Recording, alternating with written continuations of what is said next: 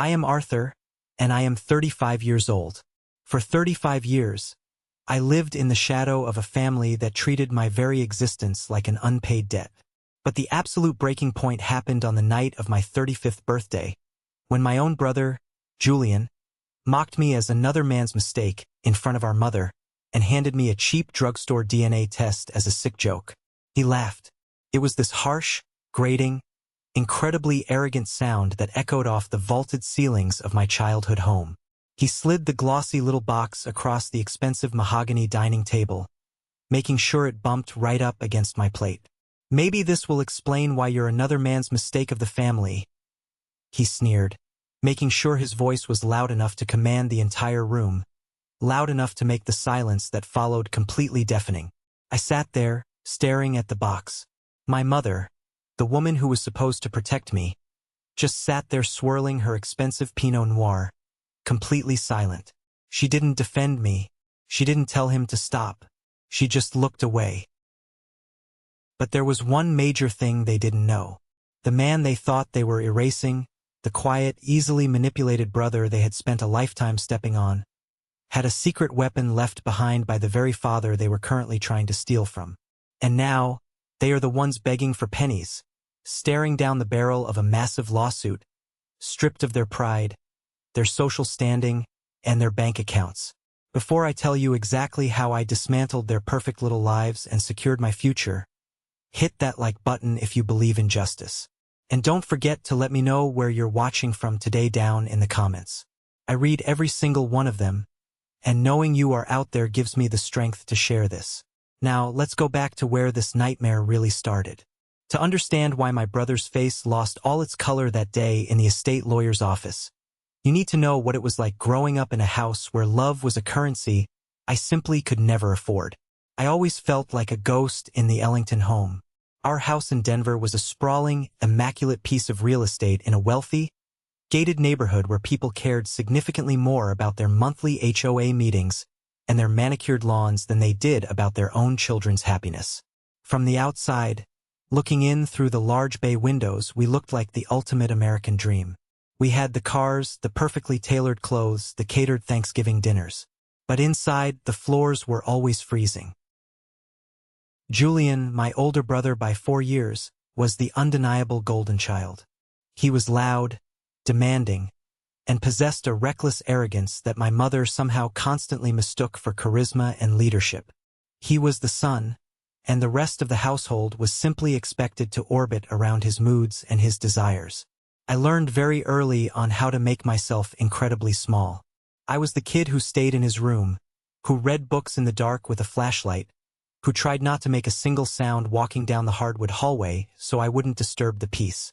If I didn't make noise, I didn't get yelled at. That was my survival strategy. The disparity in how we were treated wasn't just in the small things. It was glaring, unapologetic, and deeply systemic. If Julian got a C on a high school math test, my mother, Eleanor, would immediately blame the teacher. She would march down to the school, demand a meeting, and then buy him a new video game or a designer jacket just to cheer him up.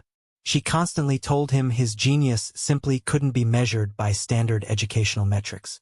When I brought home straight A's, hoping for just a sliver of that warmth, just a pat on the back or a good job, she would glance at the report card with utterly blank eyes. She would hand it back to me without even fully extending her arm and say, "That's nice, Arthur. Now go take out the trash. The kitchen smells." The favoritism wasn't just emotional. It was deeply, painfully financial. When Julian turned 18, his college fund was fully loaded. There were no limits. My parents bought him a brand new sports car with a giant red bow, parked right there on the pristine concrete driveway. I remember watching him rev the engine from my bedroom window, feeling a hollow ache in my chest. When it was my turn to go to college 4 years later, suddenly, the family finances were miraculously tight. My mother sat me down at the kitchen island and gave me a long, lecturing speech about how I needed to build character and learn the value of a dollar. I was completely cut off. I had to take out brutal, suffocating student loans just to pay for my tuition. I worked exhausting night shifts at a local warehouse, moving heavy boxes until my hands bled, just to afford ramen and rent. I scraped by, counting every single penny, while Julian spent his weekends skiing in Aspen on my parents' dime, posting pictures of his luxury vacations online. I built a solid work ethic out of pure necessity, but the resentment was a heavy stone I carried in my pocket every single day. The only anchor I had in that cold, museum-like house was my father, William. He was a man of very few words, a stoic, brilliant architect who spent most of his time locked away in his mahogany-lined study. But in the quiet, fleeting moments, he showed me that I mattered. A heavy, reassuring hand resting on my shoulder when I looked completely defeated. A rare, genuinely proud smile when I landed my first promotion at a prestigious financial firm in Austin, Texas. I moved to Austin specifically to put 1,000 miles between me and my mother's suffocating coldness. I needed to build my own salary, my own life, away from their judgment. Dad never said much about the way Eleanor and Julian treated me. He never openly fought with my mother about her blatant favoritism. For a long time that stung deeply. I thought he was just a coward, a man who avoided conflict to keep his own life peaceful. I told myself that was just how his generation handled difficult family dynamics. They swept it under the expensive Persian rugs and pretended everything was fine. I had absolutely no idea that his silence wasn't complacency. It was strategy. He was watching everything. Every slight, every insult, every dollar my mother funneled to Julian behind his back. I had built a genuinely good life for myself in Texas. A quiet apartment, a solid salary as a senior financial analyst, a growing 401k, and a profound peace of mind I had never known in Denver. But when you are the designated family scapegoat, they never truly let you go. They just wait until they need someone to blame or someone to foot the bill. The illusion of my permanent escape shattered completely the morning I got the phone call from my mother that my father had passed away. My chest cracked wide open. The one person who made that family bearable, the only man who ever looked at me with pride, was gone. And he was leaving me entirely alone with the wolves. The funeral was held on a miserable, bone-chilling, sleet-filled Tuesday in late November. The Denver sky was a bruised, heavy purple, and the icy rain soaked straight through the shoulders of my dark wool suit. I stood by the graveside, feeling completely numb, watching the raindrops hit the polished mahogany casket. My mother stood a few feet away under a massive black golf umbrella held exclusively by Julian. She was wearing dark, oversized designer sunglasses, performing the role of the tragic, grieving widow perfectly. She would weep softly, dabbing her eyes with a lace handkerchief, but only whenever someone of high social importance walked by. Julian, on the other hand, looked less like a grieving son and significantly more like a ruthless CEO preparing for a hostile corporate takeover. He wasn't crying. He was actively working the crowd. He was shaking hands with my father's wealthy business associates, adjusting his expensive tie, and talking loudly about stepping up to manage the legacy. He was networking at our father's burial. I stood there, feeling completely detached from the bizarre theater production my family was putting on. That's when Marcus approached me. Marcus and I had grown up together in that same gated neighborhood. He was the kid from 3 houses down, a guy who had eventually gone into wealth management. Over the years, I had vented to him over countless beers about my family's deeply toxic dynamic. I trusted him. I thought he was an ally, a rare connection to my past who actually understood the hell I lived in.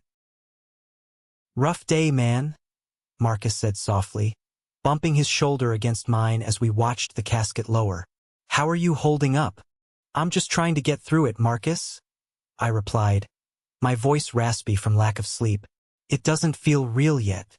"Listen," Marcus said, suddenly lowering his voice and looking around conspiratorially, his eyes darting toward Julian. "I know this is absolutely not the right time, but Julian has been talking a lot. Have you guys discussed the estate yet? The inheritance? Your dad had a massive amount of prime real estate tied up in those family trusts.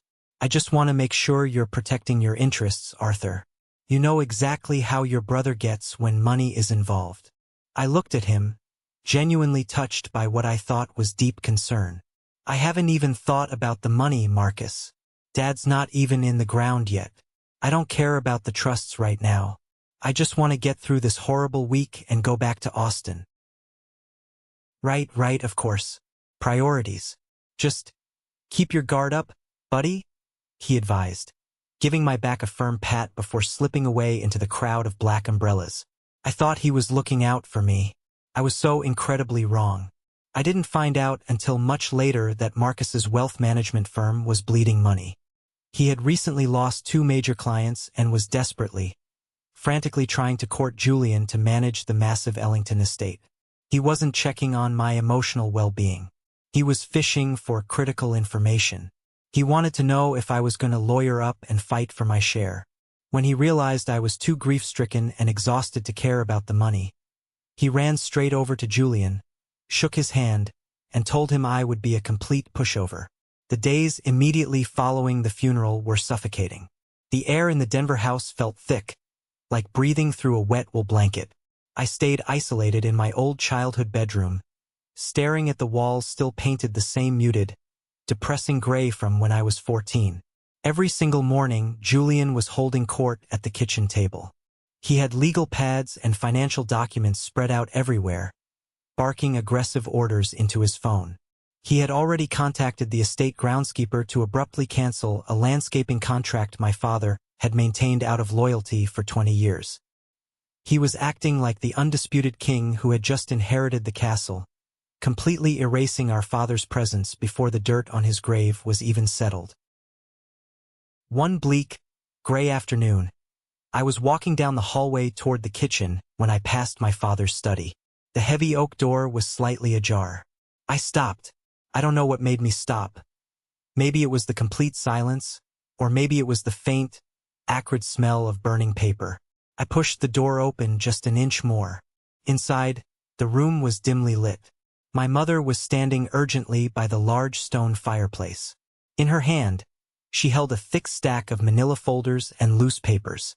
I watched, absolutely frozen in the hallway, as she frantically fed the papers into the burning flames. The orange light danced across her face, highlighting a desperate, panicked energy I had never, ever seen in her before. She wasn't just cleaning up. She was destroying evidence. "Mom!" I pushed the door fully open, my voice breaking the silence. She whipped around so fast she almost lost her balance, dropping the remaining papers onto the expensive Persian rug. Her face went entirely pale, her eyes wide with shock. "Arthur, good God, you startled me. What on earth are you doing sneaking around the house like a rat?" "I'm not sneaking, Mom. I live here. This is a hallway. What exactly are you burning?" I stepped into the room.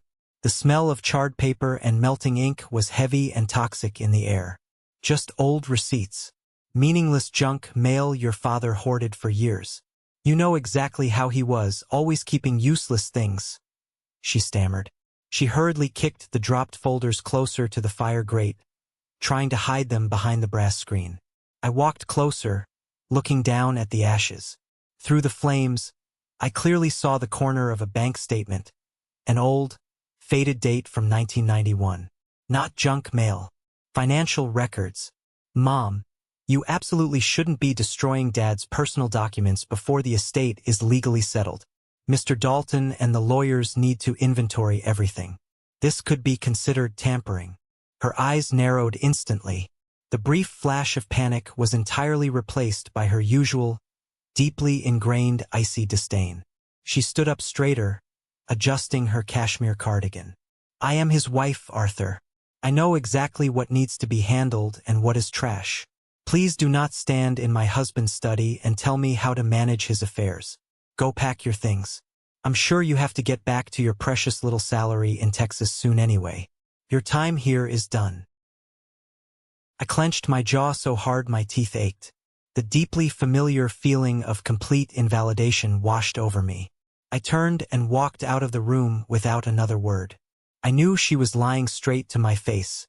I just didn't know what she was trying to hide. I assumed naturally that it was purely financial. Maybe my father had hidden debt she was ashamed of. Maybe she and Julian were trying to illegally shield certain assets from estate taxes. I had absolutely no idea that the massive secret burning in that fireplace wasn't about money at all. It was about me. I flew back to Austin 3 days later, feeling exhausted, hollow, and completely defeated. I buried myself entirely in my work.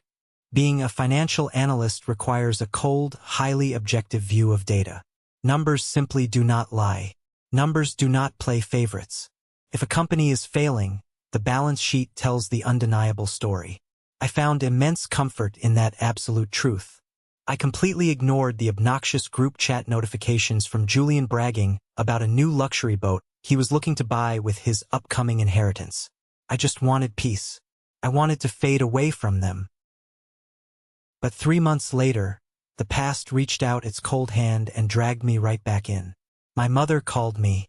Her voice over the phone was artificially sweet, a highly rehearsed, musical tone she only ever used when other wealthy people were listening, or when she desperately wanted something from me. "Arthur, darling," she sang through the receiver. "Julian and I were talking this morning, and we realized your 35th birthday is coming up next week. It's been such a dark, depressing few months for our family. We want you to fly home. We're going to have a nice, quiet family dinner, just the 3 of us, to celebrate you and bring us closer together." I gripped my phone tightly, my knuckles turning white. "Mom, I really have a massive workload at the firm right now. We're in the middle of a huge quarterly review. I don't think I can take the time off to fly to Denver." "Nonsense," she insisted, her voice hardening just a fraction, the mask slipping slightly. "Your father would absolutely want us to be together right now. Don't make this difficult, Arthur. I've already ordered a custom cake from that expensive bakery you used to like downtown. Be here on Friday." Against every single rational instinct in my body, I agreed. Maybe, I foolishly thought, the stark reality of my father's death had finally made them realize how incredibly short life was.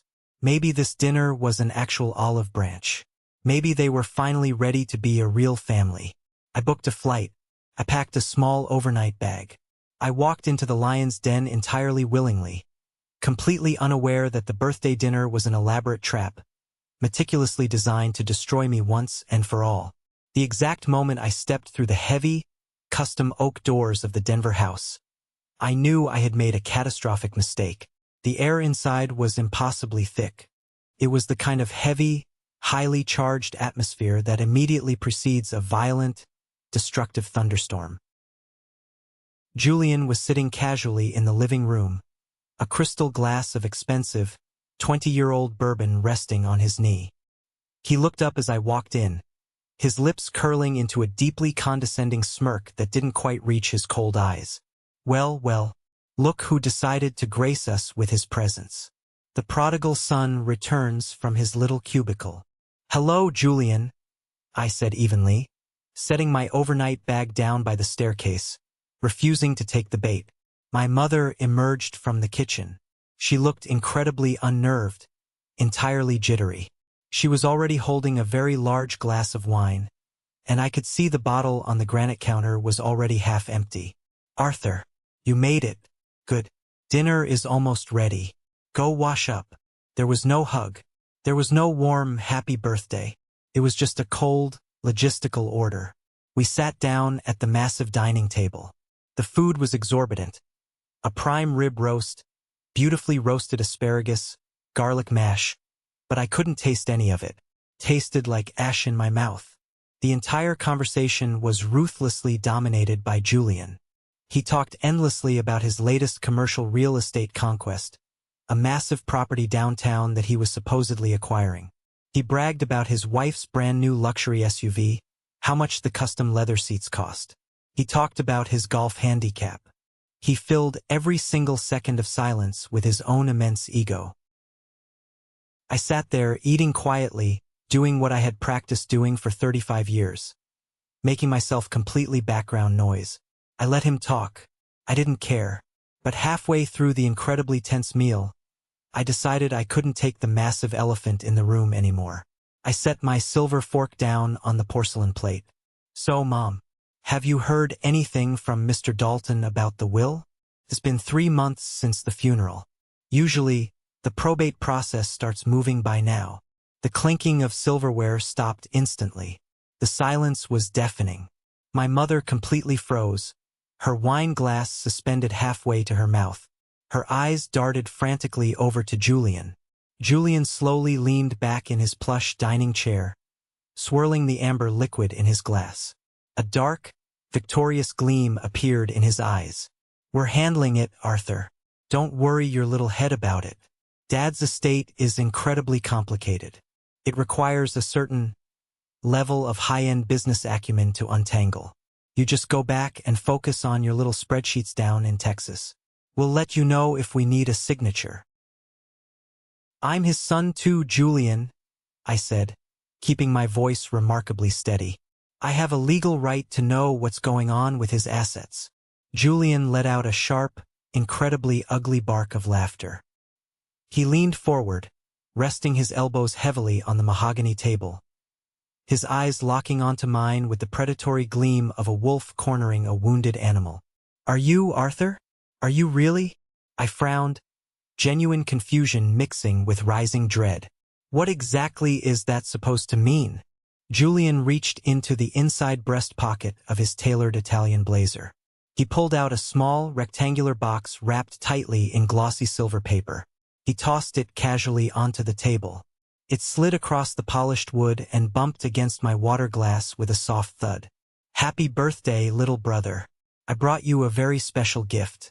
Go ahead. Open it. I looked down at the box. I looked over at my mother. She was staring rigidly at her plate, her knuckles completely white as she gripped her linen napkin. She was visibly trembling. She wouldn't look at me. Open it, Julian commanded, his voice dripping with venom. I slowly picked up the box. I ripped off the silver paper, letting it fall to the floor. Beneath it was a standard over-the-counter DNA testing kit. Ancestry, genetics, family tree. I stared at the bold, brightly colored lettering on the cardboard box. My mind went entirely blank for a fraction of a second. What is this? I asked, my voice dropping to a dangerously low register. It's clarity, Julian sneered, picking up his bourbon and taking a slow sip. Since you're so utterly obsessed with your so-called rights to the estate, I figured it was finally time we cleared the air. Because honestly, Arthur, look at you. Look at me. Look at Dad. You don't look anything like us. You don't act like us. You've always been weak, pathetic, small.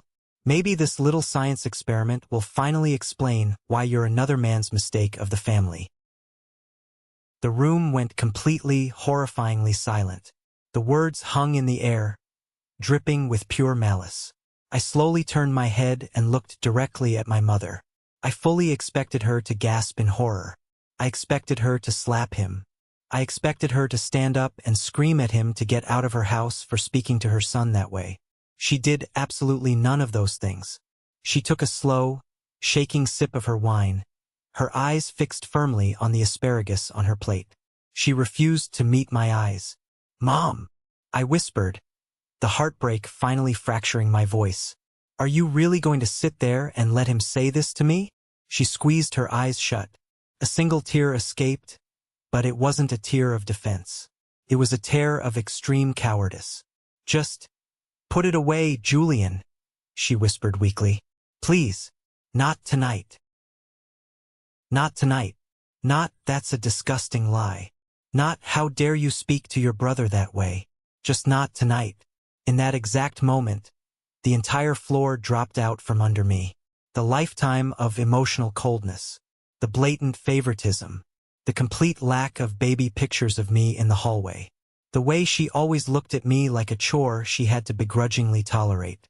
All the puzzle pieces I had blindly, desperately ignored for 35 years violently slammed together into one sickening, cohesive image.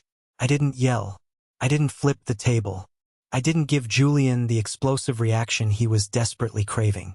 I stood up slowly, picking up the DNA box and gripping it tightly in my hand. I walked right past Julian, who was grinning like a hyena that had just made a kill, and went straight upstairs to my old bedroom. I locked the heavy wooden door behind me. My heart was pounding a frantic, terrifying rhythm against my ribs. I felt like I was suffocating. I needed air. I needed proof. My mind raced back to the day after the funeral, to the burning documents in the study. I remembered how frantic, how utterly terrified my mother had been when I caught her. I walked over to my closet and pushed open the ceiling access panel to the attic crawlspace. I had used it as a hiding spot when I was a terrified kid trying to escape Julian's bullying. It was dusty, smelling of old pine needles and forgotten leather luggage. I grabbed a heavy flashlight from my bedside drawer and crawled into the darkness. I tore through boxes of old tax returns, pushing aside photo albums that hadn't been opened since the 90s. I didn't know exactly what I was looking for, but I knew my mother hadn't burned everything. People who harbor massive, life-destroying secrets always keep a souvenir. It's human nature. In the very back corner, hidden securely beneath a heavy cardboard box of old, moth-eaten winter coats, I found a small, locked cedar chest. I grabbed a flathead screwdriver I had seen earlier in the garage and violently jammed it into the cheap brass lock. I twisted it hard until the metal snapped. I opened the lid. Inside was a small stack of faded letters, tied with a ribbon, and a few loose photographs. I pulled the first photo out and shined the harsh beam of my flashlight directly on it. It was my mother, looking much younger, maybe in her late 20s. She looked radiant, glowing, laughing warmly while holding a baby, me. But the man standing next to her, with his arm wrapped securely and intimately around her waist, wasn't my father William. It was a man named David Hartman.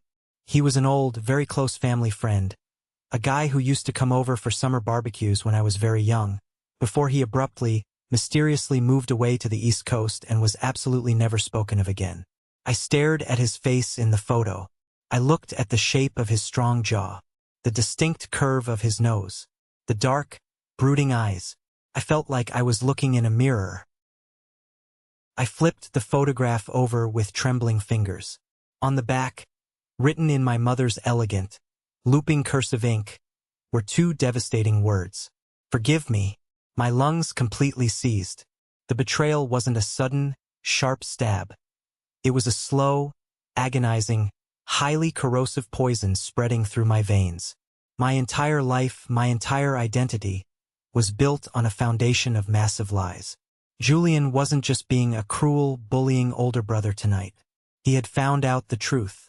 He knew the secret, and he was weaponizing it to emotionally shatter me so I would voluntarily walk away from the massive inheritance out of sheer, overwhelming humiliation. I looked down at the drugstore DNA kit resting on my bedspread. Julian thought he was using it as a psychological weapon to destroy me. He thought the absolute shame of being a bastard child would make me run back to Texas, hide in my apartment, and never ask for a single dime of the Ellington estate. He severely, catastrophically underestimated the man he was dealing with. I opened the box. I took out the sterile swab. I scraped the inside of my cheek with meticulous, surgical precision. I sealed the vial in the plastic bag, packed it carefully into the prepaid return envelope, and placed it securely on my nightstand. I wasn't running. I was going to find the exact, undeniable scientific truth, and then I was going to burn his absolute certainty to the ground.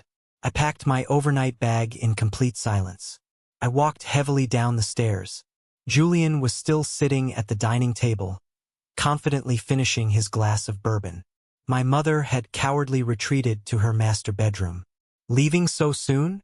Julian mocked, a massive grin on his face as I headed straight for the front door. Don't forget to do your little science experiment, Arthur. I took it, I said, my voice completely dead, void of any emotion. I didn't look back at him. I walked out into the freezing Denver night, got into my rental car, and drove straight to the nearest 24-hour post office. I dropped the envelope into the blue collection box. The metal door clanged shut with a heavy thud. The war had officially begun. 5 agonizingly long weeks later, I was sitting at my desk in my Austin office, running a highly complex corporate risk assessment model on my dual monitors, when my phone violently buzzed on the glass desk. An email notification popped up on the lock screen. Your DNA results are ready to view. I stopped typing. The low hum of the server room down the hall suddenly sounded like a jet engine. I clicked the secure link. The web page loaded slowly. Strangely, I didn't feel fear anymore. The initial shock and devastation had entirely burned away, leaving behind only an icy, surgical, hyper-focused rage. The results finally appeared on the bright screen in bold, undeniable graphics. 0% match to the Ellington family tree. 50% match to the Hartman lineage. There it was. Cold, hard scientific proof that the man who raised me, the man who paid for my food, the only man who ever showed me a single ounce of genuine kindness in that toxic house, did not share a single drop of my blood. I took a high-resolution screenshot of the results. I opened the Ellington family group chat on my phone. A deeply depressing chat that consisted only of me, Julian, and my mother. I attached the screenshot image. I typed a single, loaded sentence. "Does anyone want to explain this?" I hit send. Within 30 seconds, my phone started vibrating aggressively. Incoming call, Mom. I let it ring. I watched the screen light up, letting her panic simmer. It went to voicemail. 10 seconds later, it rang again. This time, I answered it, putting it strictly on speakerphone and laying the device flat on my desk. "Arthur!" she shrieked immediately, her voice thick, wet, and completely frantic with panic. "Arthur, sweet Jesus, please delete that immediately. Take it down right now. You don't understand. It's not what you think. It looks exactly like what I think it is, Mom," I said, my voice completely devoid of any warmth or sympathy. "You lied to Dad. You lied to me for 35 years. It was a mistake, a horrible, terribly complicated mistake a long time ago. Your father and I moved past it. We agreed to never speak of it. Please, Arthur, you absolutely cannot let this get out to the public. The massive scandal. Julian is in the middle of trying to secure massive commercial business loans. If the board members find out the family is, you're worried about Julian's commercial business loans right now." I interrupted, a dark, incredibly bitter, humorless laugh escaping my throat.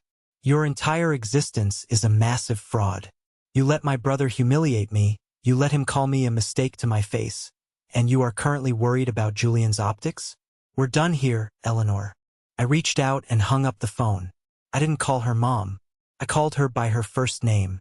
A moment later, a text message popped up on the screen from Julian. "Well, now you know. The truth hurts, doesn't it? Dad's money belongs to real Ellingtons. Step aside gracefully, bastard, or I swear to God I'll drag this through probate court, alert the media, and humiliate you publicly. You won't get a single dime." I sat back in my ergonomic chair and stared at his threatening message. He genuinely thought he had the absolute high ground. He thought biology legally dictated the law of inheritance. He had absolutely no idea how complex estate law actually worked, and he clearly hadn't bothered to read a single legal precedent regarding presumed paternity and marriage clauses. My phone rang again. This time, the caller ID showed it was Aunt Beatrice, my mother's younger, incredibly nosy sister. I answered cautiously. "Oh, Arthur, honey?" Aunt Beatrice cooed into the phone, her voice absolutely dripping with fake, saccharine sympathy. "Your mother just called me, completely hysterical, practically hyperventilating. This is such a massive tragedy for the family. But listen to me, sweetheart. Family is fundamentally about loyalty. You need to do the right thing here to protect the Ellington name. Renounce your legal claim to the estate. If you fight Julian in court, it will completely destroy your mother's reputation in the community. Let it go. Be the bigger person, Arthur." Be the bigger person? I gripped the edge of my glass desk. So Julian gets to inherit millions of dollars in real estate and liquid assets, and I get a metaphorical pat on the back for keeping my mother's dirty, adulterous secret? Is that the same brilliant legal advice you gave yourself during your brutal custody battle in your third divorce, Beatrice? Because I remember you fighting for every last penny of alimony. She gasped loudly, deeply offended by the truth. "I am trying to protect you from a public slaughter, you ungrateful." You're trying to protect the fake family image. Tell Julian I'll see his arrogant face in probate. I ended the call and instantly blocked her number. The flying monkeys were already descending to protect the golden child. I needed heavy armor. I needed a shark. I spent the next 48 hours aggressively researching the most ruthless, highly rated estate litigation attorneys in the entire country. I didn't care about the retainer fee. I needed someone who hunted for sport. I found Sarah Ong. She was a senior partner at a top-tier corporate firm, completely notorious for brutally dismantling complex inheritance disputes and wealthy families. She didn't negotiate settlements. She annihilated the opposition. I flew back to Denver a few days later to meet her in person. I walked into her sleek, minimalist, glass-walled office overlooking the city and laid absolutely everything on the table. The printed DNA results. The photograph of my mother and David Hartman with the confession on the back. Screenshots of Julian's threatening text messages. The story of my mother frantically burning financial documents in the study. Sarah reviewed the massive file in complete silence. Her sharp, calculating eyes scanned the texts rapidly.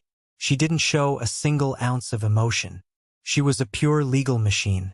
Julian is a loudmouth, she finally said, tapping her expensive silver pen rhythmically on the desk. He's operating purely on narcissistic entitlement, not actual law.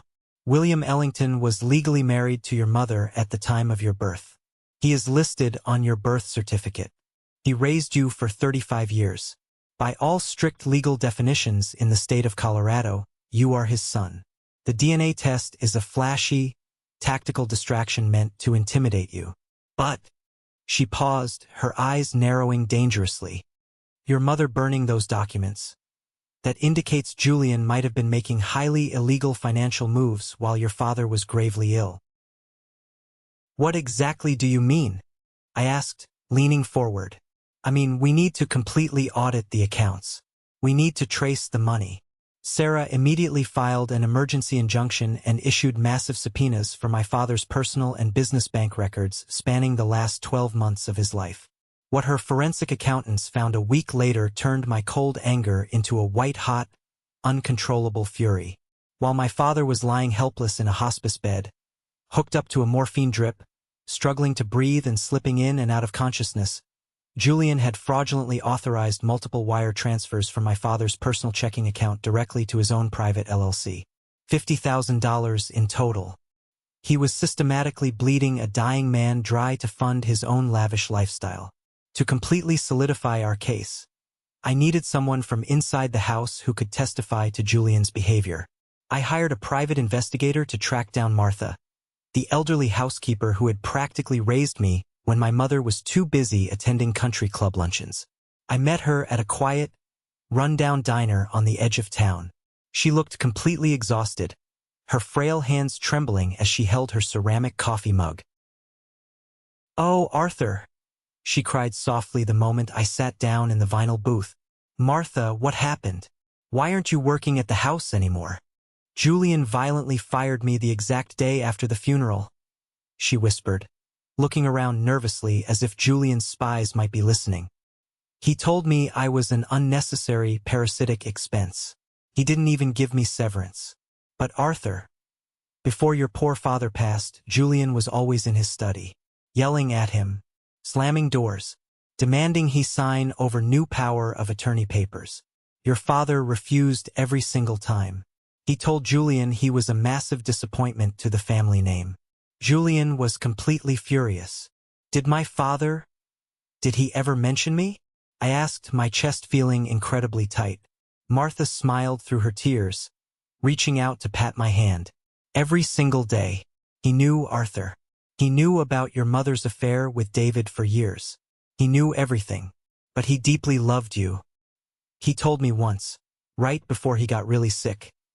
Arthur is the only decent, honorable thing that ever came out of this miserable marriage." A tear slipped down my cheek, hot and fast. I didn't wipe it away. My father knew I wasn't his biological son, and he loved me fiercely anyway. He chose me. Suddenly, my cell phone rang, shattering the quiet moment in the diner. It was an unknown Denver number. I wiped my face and answered. Arthur Ellington?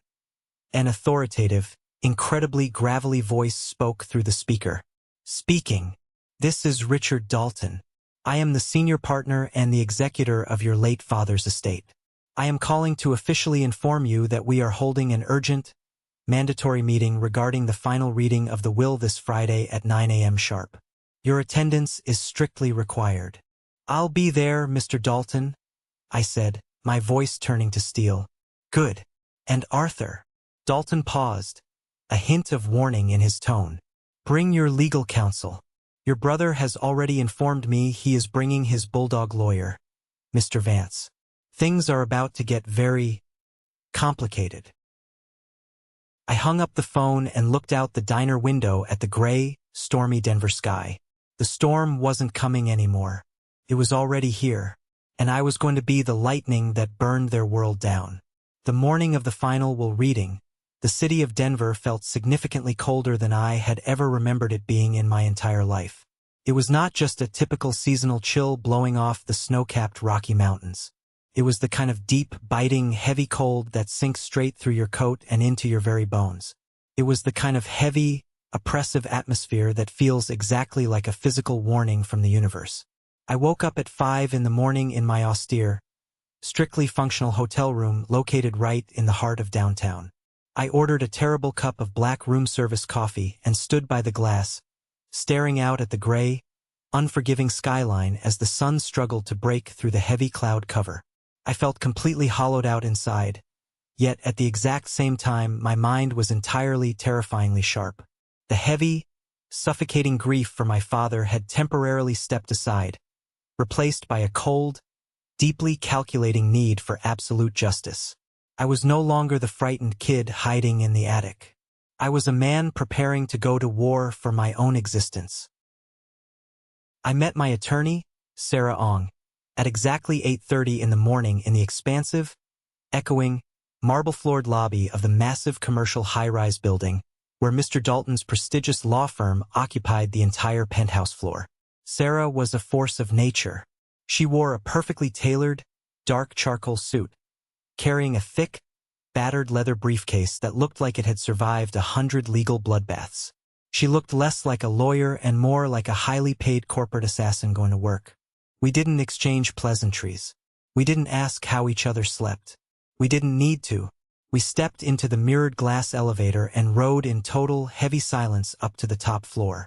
The changing numbers above the door felt like a countdown timer to an explosion. The law firm itself was meticulously designed to heavily intimidate anyone who dared to walk through its heavy, frosted glass doors. It reeked of old, generational wealth and absolute corporate power. There were massive floor-to-ceiling windows overlooking the entire sprawling city, dark, imported mahogany-paneled walls, and original oil paintings that probably cost more than my entire college fund. The fund my parents claimed didn't exist. It was exactly the kind of place where ugly, deeply buried family truths didn't hide in the shadows. They echoed loudly off the polished surfaces, demanding to be reckoned with. A receptionist wearing a sharp blazer and a practiced, professional smile escorted Sarah and me down a long, quiet hallway and into the main executive conference room. We chose our seats very deliberately, treating the room like a tactical battlefield. Sarah specifically instructed me to sit near the window, completely out of the direct line of fire from the heavy double doors, giving us a full, unobstructed view of the entire room and anyone who walked in. "Observe absolutely everything today, Arthur," Sarah whispered to me, her voice completely devoid of any nervous energy. She placed her yellow legal pad meticulously on the table and unscrewed her expensive fountain pen. "Speak only when it is absolutely necessary. Let them talk. Let them hang themselves with their own rope. They are operating on pure, unchecked ego and deeply ingrained entitlement. We are operating on hard, undeniable, documented evidence. Today, we let the paper trail do the talking." 10 agonizing minutes later, the heavy boardroom door finally swung open. My mother, Eleanor, arrived first. I almost didn't recognize her. The wealthy, fiercely composed matriarch who had hosted countless, extravagant country club galas, and dictated neighborhood HOA meetings was completely gone. She looked absolutely terrible. She looked like she hadn't slept a full, restful night in weeks. Her usually perfect hair was hastily pinned back, entirely lacking its usual, expensive salon blowout. She wore a dark, oversized designer coat that seemed to swallow her small frame, and she clutched her expensive leather purse with both hands tightly against her chest, holding it as though it were a flotation device keeping her from drowning in her own guilt. She didn't greet me. She didn't even look in my direction. She practically sank into a heavy leather chair at the far end of the massive table, staring blankly at the polished wood grain as though she were silently praying the floor would magically open up and swallow her whole. The smell of her heavy, expensive perfume couldn't quite mask the faint, sour scent of stale wine clinging to her clothes. Then, exactly 2 minutes later, Julian made his grand entrance. Julian didn't just walk into a room. He invaded it. He occupied it. His expensive, imported leather shoes clicked sharply and aggressively against the marble floor, each step carrying a smug, arrogant confidence that bordered on sheer, obnoxious theatricality. Through the floor-to-ceiling glass walls of the office, I had literally watched him pull up to the valet stand down on the street in a brand-new bright red Porsche. He had valet parked it with a massive tip, making sure everyone saw him. He was already aggressively spending the massive inheritance he thought was absolutely guaranteed to hit his bank account. He wore a custom-tailored, cream-colored Italian suit with a bold silk tie. He looked like a man arriving at his own royal coronation, fully expecting a crown to be placed on his head. And, exactly as Mr. Dalton had previously warned me on the phone, Julian absolutely brought his own legal counsel. Walking right beside him, matching his aggressive stride, was Mr. Vance. Vance was a notoriously loud, incredibly aggressive attorney I immediately recognized from massive, obnoxious billboards scattered across the highway, aggressively boasting about highly contested estate litigation and vicious, million-dollar divorce settlements. Vance looked around the quiet room with a predatory, highly practiced sneer, aggressively dropping his thick, bulging briefcase onto the table with a loud, disrespectful thud. Julian took the seat directly across from me. He leaned back in his plush leather chair, casually unbuttoned his suit jacket, and gave me a slow, incredibly condescending smile that made my blood run cold. "Arthur," Julian said smoothly, treating my very name like a mild, distasteful insult. "So glad you could take a brief break from your little spreadsheets and your pathetic salary to join the adults today. I hope you didn't spend too much money on your commercial plane ticket. I'd absolutely hate for you to be out of pocket when you are forced to fly back to Texas completely empty-handed." I didn't blink. I didn't scowl. I didn't give him the explosive reaction he was so desperately craving. I just looked at him with the calm, deeply detached observation of a seasoned scientist watching a deeply flawed lab rat run blindly into a trap.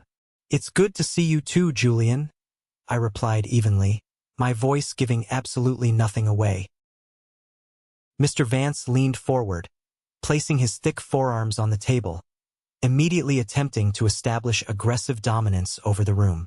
"Let's make one thing perfectly, abundantly clear before the executor arrives and wastes our morning," Vance barked, pointing a thick, accusing finger directly towards Sarah Ong. "My client, Julian Ellington, is the primary beneficiary and the sole eldest biological son of William Ellington.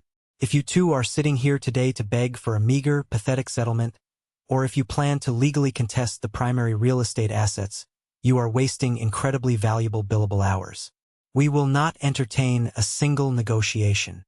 Sarah Ong didn't even look up from her yellow legal pad. She didn't flinch. She slowly, deliberately finished writing a note. "Mr. Vance," she finally said, her voice dropping the temperature in the room by at least 10 degrees. She looked up, her eyes locking onto his with terrifying intensity. "You are not the executor of this estate. You do not hold the floor. You do not dictate the agenda.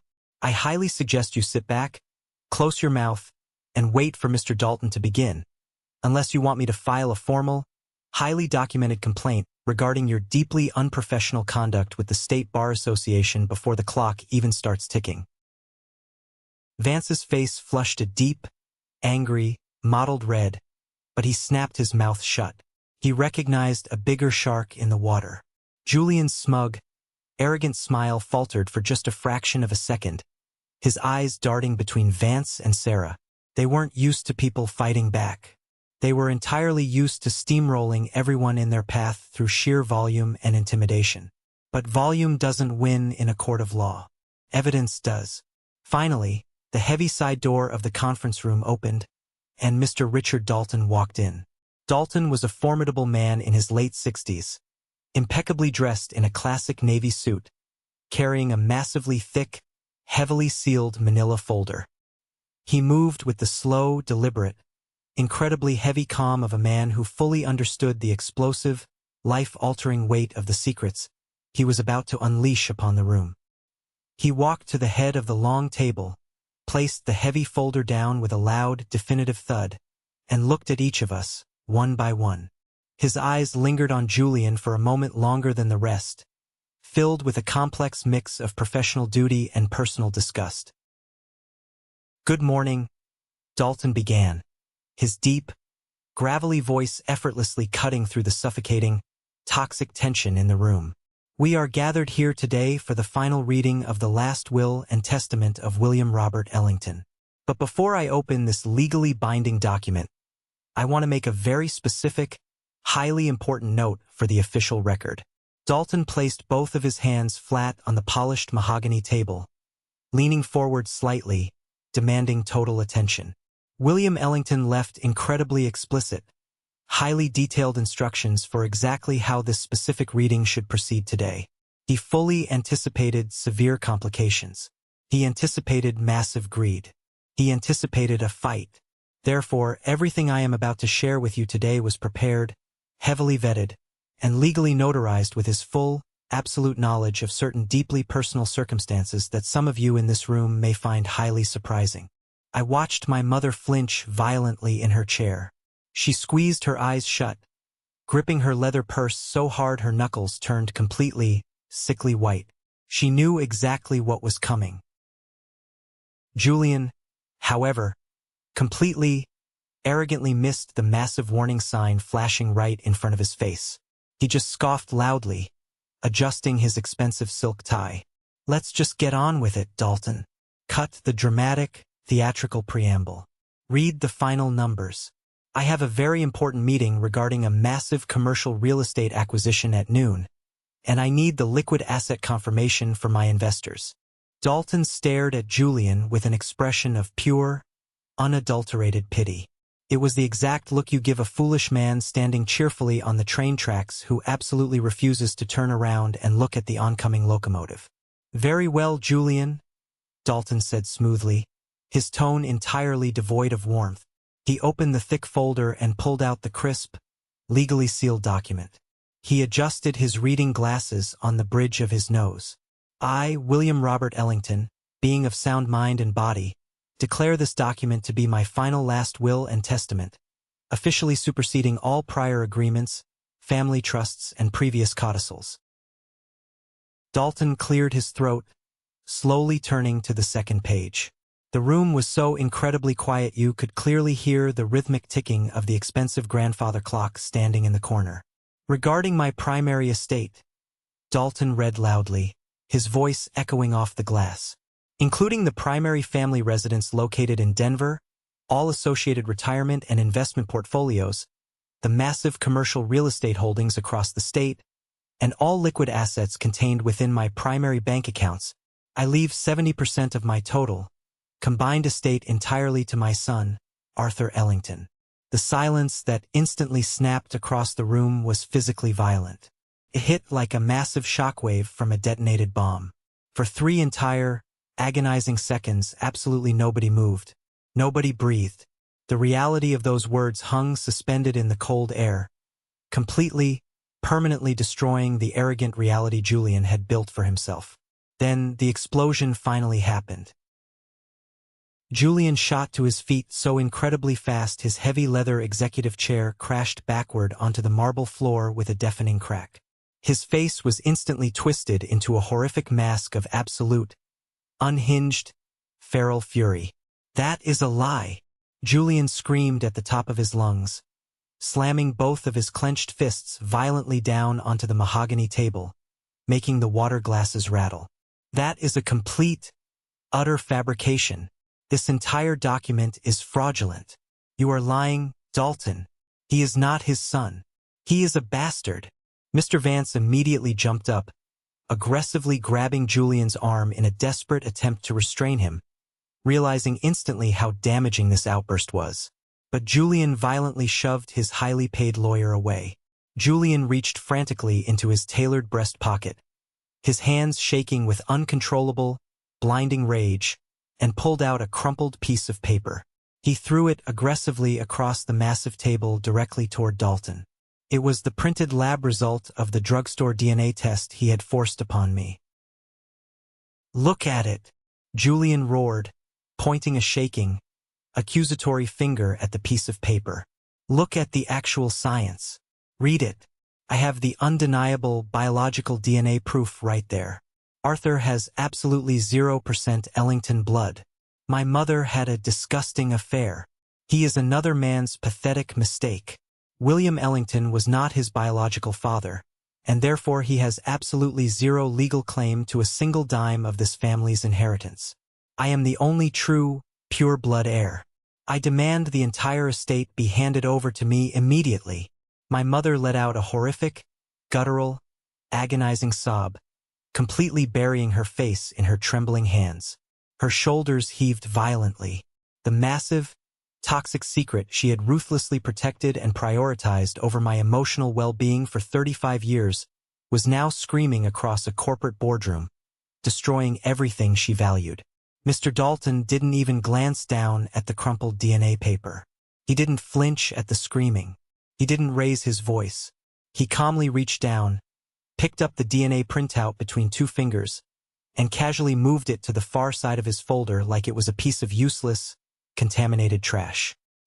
He looked slowly up at Julian, his eyes as hard and unforgiving as flint. "Please sit down, Julian," Dalton commanded, his voice rumbling with ultimate, unshakable authority. "I am absolutely not finished reading this legal document."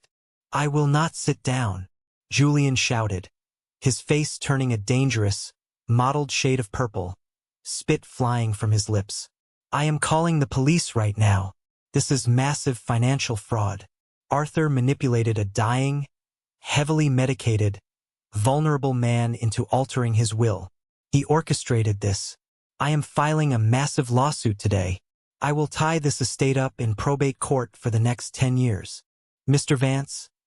Sarah Ong spoke up again, her voice slicing cleanly through the yelling like a freshly sharpened scalpel cutting through fat. "Control your completely unhinged client immediately, or I will personally have building security physically drag him from this room, and we will proceed with the official reading in his total absence, which I guarantee you will not bode well for his legal standing or his public reputation." Vance, realizing the massive legal jeopardy they were standing in, grabbed Julian aggressively by both shoulders and forcefully, physically pushed him back into his seat. Julian was breathing incredibly heavily, his chest heaving up and down, glaring at me with pure, unadulterated, murderous hatred. I just sat there, my hands neatly folded in my lap, my heart rate completely steady, watching the golden child completely and utterly unravel before my eyes. As I was saying before the highly unprofessional interruption, Dalton continued smoothly, completely unbothered by the violent outburst. He picked up the heavy document again.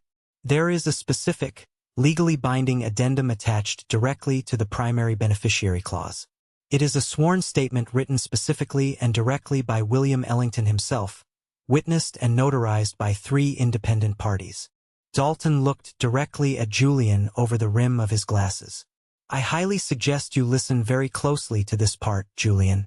It pertains directly to your little piece of paper." Dalton read clearly from the page. "I, William Robert Ellington, have known with absolute, undeniable certainty since Arthur was exactly 2 years old that he is not my biological child. I discovered the painful truth regarding my wife's infidelity decades ago. However, I deliberately chose to stay. I chose to raise Arthur as my own son. I specifically and legally choose to leave him the vast majority of my legacy, my commercial holdings, and my estate because, throughout his entire life, he alone has proven worthy of my deep respect. He alone possesses the quiet integrity required to handle this immense wealth. This specific financial decision requires absolutely no further validation, nor is it in any way dependent on biological relation. Any legal attempt to introduce biology or DNA testing as a contesting factor is entirely null and void, as I have been fully aware of the facts for over 3 decades. Julian's complexion instantly drained from an angry, flushed purple to a sickening, translucent, pasty gray. His jaw went completely slack, his mouth hanging open in utter shock. The ultimate, destructive weapon he thought he possessed, the DNA test, the grand, humiliating revelation, had been entirely legally neutralized from beyond the grave. My father had seen this coming. He had beaten Julian to the punch 33 years ago. I felt a massive, overwhelming, crushing wave of emotion hit my chest, making it hard to breathe for a moment. My father knew. He knew my entire life. He knew I wasn't his blood, and he chose to love me anyway. He protected me quietly in the shadows. He painstakingly built an impenetrable legal fortress around me that Julian's pathetic, loud cruelty could never, ever penetrate. But Dalton was far from finished. The trap had only just securely closed around Julian's ankles. Now, it was time for the lawyers to violently tighten the screws. 8 months prior to his passing, Dalton announced, his voice dropping into a severe, purely clinical tone. Mr. Ellington became increasingly aware of highly disturbing, predatory behavior within his own household. Due to his rapidly declining physical health and his vulnerability, he secretly hired a premier, independent private investigator firm to strictly document any unauthorized attempts to manipulate, coerce, or illegally interfere with his estate planning. Dalton reached deep into his thick leather briefcase and pulled out a massive, heavy stack of bound documents, thick with tabs and highlighted sections. He dropped them onto the table. The loud thud made Julian physically jump in his seat like a frightened child. The private investigator gathered substantial, irrefutable, court-ready evidence, Dalton stated coldly. He opened the top file. We have highly detailed financial logs, bank wire IP addresses, surveillance photos, and sworn, recorded witness testimony from the household staff demonstrating Julian Ellington's relentless, daily efforts to emotionally abuse and aggressively pressure his father into altering the estate documents in his favor. Vance instantly stiffened, all the color leaving his face as his lawyer's survival instincts kicked into high gear. Mr. Dalton, Vance stammered, holding up a hand. We were absolutely not informed of any private investigation during discovery. We demand a full, complete copy of these files before we proceed with. You were not legally required to be informed of a private citizen's actions prior to his death. Dalton cut him off sharply, shutting the aggressive lawyer down completely.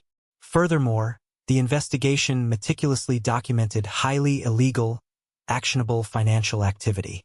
We have the exact bank records, verified by the fraud department, showing unauthorized, fraudulent wire transfers totaling exactly $50,000. These funds were moved directly from William's private retirement accounts to a commercial LLC owned solely by Julian, while William was incapacitated on a heavy morphine drip. Julian looked like he was going to physically vomit on the mahogany table. He gripped the edge of the wood, his eyes darting frantically around the room looking for an exit that didn't exist. He told me I could have that money, Julian stammered weakly, his loud, booming arrogance entirely evaporating into thin air. It was an early inheritance advance. For my real estate investments. He gave me verbal permission.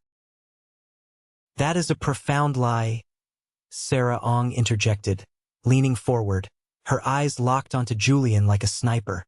We have the signed medical records from the hospice nurses proving William was completely nonverbal, heavily sedated, and legally incapable of authorizing any financial transfers whatsoever on the exact dates those wires were sent from his home IP address. That is textbook elder financial abuse and wire fraud, Julian. It is a massive state and federal felony. Dalton nodded in grim agreement with Sarah. Additionally, Dalton said, pulling one final, damning piece of paper from the file, the investigator documented Julian's recent activities following his father's death. This includes documented consultations with 3 different estate lawyers looking for legal loopholes to exploit, and the online purchase receipt tied directly to Julian's credit card for a commercial DNA test kit. A kit which was mailed directly to Julian's home address and subsequently gift-wrapped for a birthday dinner. Julian's eyes widened in sheer, unadulterated terror. He looked at me, his mouth opening and closing, finally realizing the absolute magnitude of his massive, life-destroying miscalculation. "That's completely ridiculous," Julian whispered, his voice shaking uncontrollably. "That was just a joke. It was a stupid, tasteless birthday joke between brothers. It doesn't prove anything." "Your father didn't find your cruelty funny," Dalton replied coldly. Dalton set down the final document on top of the pile. It was a piece of heavy, expensive stationery, written in my father's unmistakable, sharp handwriting. "Mr. Ellington requested that I read this personal letter aloud to the room today." Dalton unfolded the heavy paper. The room was so deathly still I could hear my mother's ragged breathing. "Julian," Dalton read my father's final words, "I know exactly what you have been planning behind my back. I watched you aggressively try to manipulate your mother. I watched you steal from me while I was dying in my own bed. I watched you ruthlessly bully and belittle your brother for years. I spent my entire adult life hoping you would eventually outgrow your endless greed, find some humility, and choose a different path. You did not. You chose cruelty. You chose theft. Therefore, these devastating consequences falling upon you today are entirely your own doing. You have nobody to blame for your ruin but the man staring back at you in the mirror." A pathetic, strangled sound escaped Julian's throat. It was part gasp, part terrified growl of a trapped animal. He looked completely broken, stripped of his golden armor, exposed as the fraud he always was. The reality of his complete financial and social destruction was crashing down on him all at once. The silence following the reading of my father's letter was absolute. It was the heavy, suffocating silence of total defeat. Mr. Vance, realizing the catastrophic legal nightmare his client had blindly walked him into, urgently leaned toward Julian. He aggressively grabbed Julian by the shoulder, his fingers digging into the expensive Italian suit. "Listen to me very carefully right now," Vance whispered harshly through gritted teeth. Though the room was so quiet, Sarah and I heard every single desperate syllable. "Do not say another word. Keep your mouth completely shut. Do absolutely not, under any circumstances, attempt to legally contest this will. There is an airtight, ironclad no-contest clause in this document. I've seen Dalton draft these before. They are unbreakable. If you challenge this in probate court out of spite, you will trigger it immediately. You will lose the tiny 30% percentage he left you, and they will formally press criminal felony charges against you for the embezzled 50 grand. You are completely trapped. You have zero leverage." But Julian was entirely spiraling out of control. His massive, fragile ego simply could not process a reality where he lost everything to the brother he had spent 35 years treating like dirt. Years of unchecked entitlement, bitter, deep-seated jealousy, and pure, unfiltered narcissism violently collided all at once in his brain, overriding any basic legal logic. "This is massive fraud," Julian suddenly hissed, standing up again, pushing Vance's hand away. His legs were visibly shaking. He pointed wildly, erratically at me. "Arthur manipulated him. He tricked a dying, vulnerable man into signing those papers. I am the real Ellington. I deserve that commercial real estate portfolio. I deserve the liquid cash. I built my life around that money." Sarah Ong stood up smoothly, casually buttoning her tailored suit jacket. Her voice was incredibly quiet, perfectly controlled, yet it carried the overwhelming, unstoppable, crushing force of a runaway freight train. The will explicitly and legally acknowledges Arthur's exact parentage and meticulously documents Mr. Ellington's precise reasoning for his financial distribution. Sarah stated, looking directly into Julian's panicked eyes. Any legal contest you attempt to file would be immediately deemed entirely frivolous by a probate judge. It will instantly trigger the strict no contest clause. This includes the immediate, irrevocable forfeiture of your remaining 30% share, and the immediate, legally mandated repayment of all outstanding personal loans you took from your father over the last decade. Approximately $200,000, due immediately and in full to the estate, plus the $50,000 you stole while he was dying. You cannot win this, Julian. Julian's face twisted into sheer panic. The veins in his neck were bulging. Those weren't loans, he screamed, his voice cracking, shedding the last remnants of his wealthy facade. He gave me that money to start my real estate businesses. They were gifts from a father to a son. You can't ask for that back. Not according to the meticulously kept, legally binding estate ledgers your father provided directly to me, Dalton replied calmly, tapping a thick, black binder resting on his desk. Every single dollar was legally recorded as an interest-bearing loan, signed by you, albeit buried in corporate paperwork you clearly didn't read. You owe the estate $250,000, Julian. If you fight this, we will seize your massive house. We will legally seize your precious Porsche parked downstairs. We will garnish whatever salary you make. We will utterly ruin you. My mother finally spoke.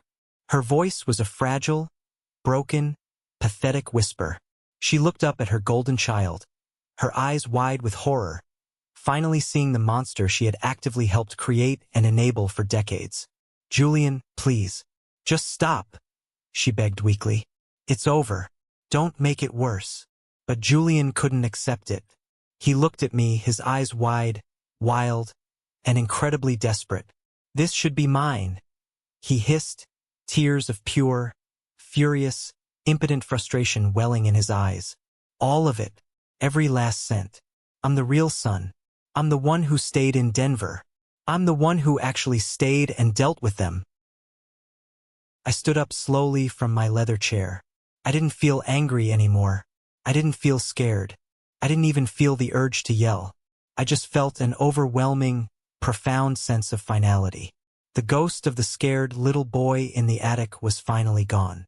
I looked my brother dead in the eye, my voice perfectly steady, carrying the weight of 35 years of survival. You didn't stay, Julian, I said, my words dropping into the quiet room like heavy stones. You stalked. You extorted. You financially drained him until his last breath. You built your entire pathetic, hollow life on toxic family secrets you never earned and money you never, ever worked for. You are nothing but a parasite. And the host has finally cut you off. Julian opened his mouth to scream a retort, but no words came out. He just stood there, completely paralyzed by the absolute crushing truth of his own pathetic existence. Arthur? Mr. Dalton said gently, his voice softening considerably, breaking the heavy tension. There is one final thing your father left. It is solely for you, not for the estate record. Dalton opened a smaller, unmarked, heavy cream envelope and handed it across the table to me. I took it with slightly trembling hands. Inside was a short, handwritten letter on my father's personal, embossed stationery. Arthur, I read silently to myself, the familiar handwriting making my throat tight. You spent your entire life in this house believing you were completely invisible, believing you were a burden to be tolerated. You were never invisible to me. I saw your immense strength every time you kept your mouth shut. I saw your quiet kindness. I saw your unbreakable integrity when you chose to build your own life instead of begging for ours. You were my son, Arthur. Not by blood, but by a very deliberate choice. I leave you my legacy with absolute certainty that you will honor it. Live a good life. Do not let their darkness consume you. My vision blurred completely with hot, heavy tears. I carefully folded the letter and put it safely in my breast pocket, right next to my heart. When I looked up, wiping my eyes, I saw Julian staring blankly at the floor. He finally understood. This wasn't just my grand legal victory. It was his absolute, total defeat, meticulously crafted over years by the very man he had underestimated and disrespected the most. Let's pause for a moment. Thank you for staying with me this far, you're truly amazing. Please help me by liking the video and commenting the number 1 below so I know you've been here with me until this point. This not only helps more people discover this story, but also lets me know that my experiences mean something to someone. Your support is the greatest motivation for me to keep sharing the rest of this journey. The legal and personal fallout following that explosive meeting came significantly faster than anyone could have ever anticipated. Mr. Vance officially withdrew as Julian's legal counsel the very next morning, abandoning a rapidly sinking ship and leaving Julian desperately scrambling to find any cheap lawyer willing to take a highly toxic case that was already collapsing under its own massive weight. Julian, driven by pure ego and a complete inability to admit defeat, attempted to formally contest the will anyway 2 weeks later. The probate judge practically laughed him out of court and formally dismissed the case within 15 minutes, citing overwhelming evidence of the testator's intent. Instantly, the severe no-contest clause was legally activated. Julian's remaining 30% inheritance completely vanished into thin air, reverting entirely to me.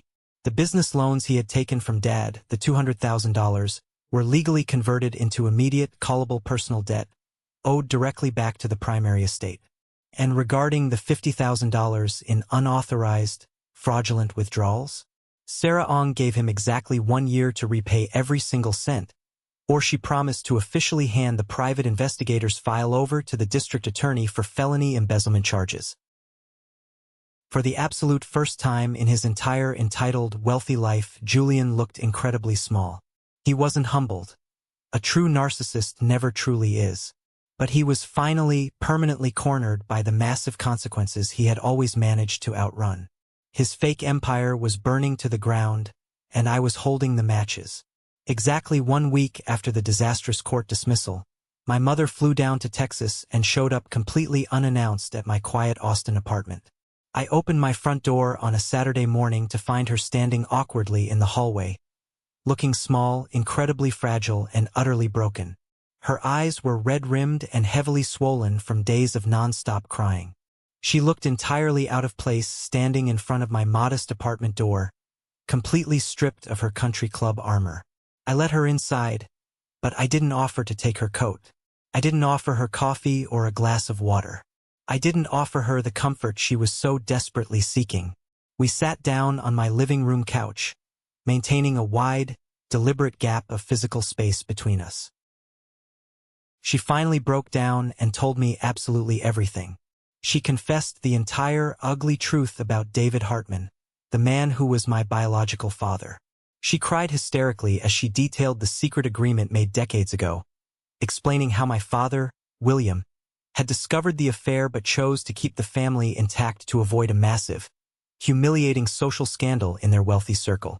She talked endlessly about the crushing, daily guilt she carried every single day, a toxic guilt she cowardly chose to project onto me through emotional coldness and distance instead of actually confronting her own massive mistakes. She blamed the culture. She blamed her youth. She blamed everything but herself. I sat there and listened to her entire tearful, rambling monologue in complete, unnerving silence. I absorbed the pain, the flimsy excuses, the decades of toxic rationalization. But I didn't reach out to hold her hand. I didn't offer a forgiving hug. I finally realized, in that quiet apartment, that some deep, traumatic emotional wounds require vast amounts of distance to heal, not forced, fake closeness. "I am so incredibly sorry, Arthur," she whispered, her hands shaking violently in her lap. "I want to fix this. I want us to be a real family now.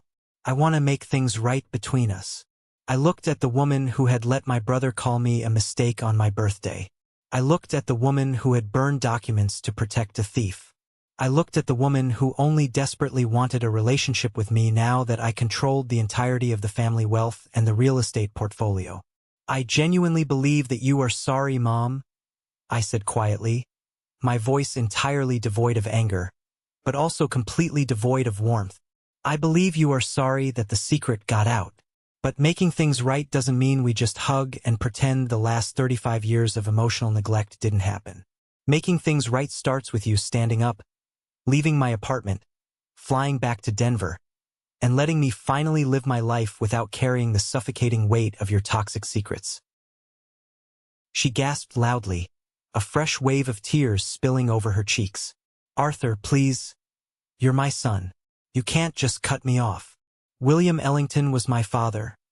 I corrected her gently but firmly, standing up and opening the front door. "And his final act was giving me the legal and financial permission to walk away from people who hurt me, even if they are family. Goodbye, Eleanor." She left weeping loudly, completely devastated that her designated scapegoat was no longer available to carry her emotional baggage. She was entirely on her own. In the chaotic, busy months that followed, I stepped back from the toxic atmosphere of Denver entirely. I stayed in Texas and managed the massive estate strictly through phone calls, Zoom meetings, and secure emails with Sarah. We systematically and ruthlessly settled all the financial accounts. I legally forced Julian to sell his pristine, brand-new Porsche just to make the first massive payment on the $250,000 he legally owed the estate. I heard through the neighborhood grapevine that he was forced to severely downgrade his massive house. His business partners dropped him due to the scandal, and his wife was threatening a brutal, highly public divorce. I honestly didn't care. It was absolutely no longer my problem. I also made sure to set up a very generous, quiet retirement trust fund for Martha, the housekeeper who had shown me kindness when nobody else in that massive house would. It was the absolute least I could do for the only person who treated me like a human being. Once the massive estate was entirely settled, the taxes paid, and the Denver mansion was officially sold to a wealthy tech CEO, I made a major, life-altering decision. I quit my high-stress corporate job in Austin. I took my massive inheritance, packed up my quiet life, and deliberately chose the exact future I wanted. I moved to a beautiful, incredibly quiet coastal town in Oregon. I bought a gorgeous timber-framed house overlooking the crashing, wild ocean. A place where the air is incredibly clean, the neighbors mind their own business, and the toxic lies of the Ellington family simply cannot reach me anymore. It is the absolute first time in my entire life that I am making major choices without frantically worrying about who I might disappoint or anger. I spend my mornings drinking coffee on the wooden deck, listening to the waves crash against the rocks, reading books without needing a flashlight under the covers. I am finally breathing. Some profound endings in life aren't loud, explosive, or filled with dramatic screaming matches in a courtroom. Sometimes the most powerful, victorious ending is simply packing your bags, walking out the door, and actively choosing your own absolute peace over their endless drama and pain. If you are listening to this right now and you have ever been the scapegoat in your family, if you have ever been the overlooked one, the one constantly blamed for every mistake, the one told you are too sensitive or not good enough, I need you to know this with absolute, unwavering certainty. You are not the problem. You deeply deserve better than the broken, toxic people who actively failed to see your worth. Do not wait for a dramatic will reading or a massive inheritance to finally set your boundaries. Walk away. Build your own beautiful, peaceful life. Let them sit in the dark with the demons they created. Have you ever faced something similar with your own toxic family? Have you ever had to walk away to save yourself? Share your story in the comments below. I read them all and we heal by sharing our truths. And please don't forget to like this video and subscribe so you absolutely don't miss the next journey. Stay strong, protect your peace, and I will see you in the next one.